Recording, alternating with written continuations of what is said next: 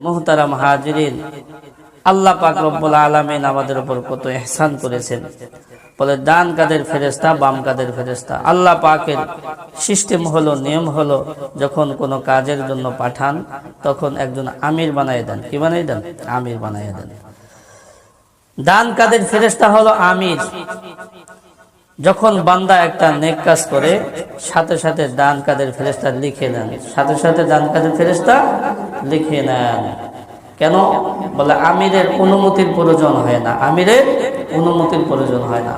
পক্ষান্তরে যখন একটা বদ কাজ করে কোনো বান্দা, একটা গুনাহের কাজ করে, বাম কাদের ফেরেশতা ওই গুনাহটার সাথে সাথে লিখেন না, ডান কাদের ফেরেশতার কাছে অনুমতি চান, আমিরের কাছে অনুমতি চান, লিখবো কিনা, লিখবো কিনা। তখন ডান কাদের ফেরেশতা বলে লিখো না, একটু পরে লেখো, দেখো বান্দা তওবা করে কিনা, তওবা করলে তো আবার মুছতে হবে। কিছুক্ষণ পরে আবার বাম কাদের ফেরেশতা অনুমতি চাই, লিখবো কিনা। ডান কাদের ফেরেশতা বলে লিখো না, আর একটু ওয়েট করো, দেখো তওবা করে কিনা।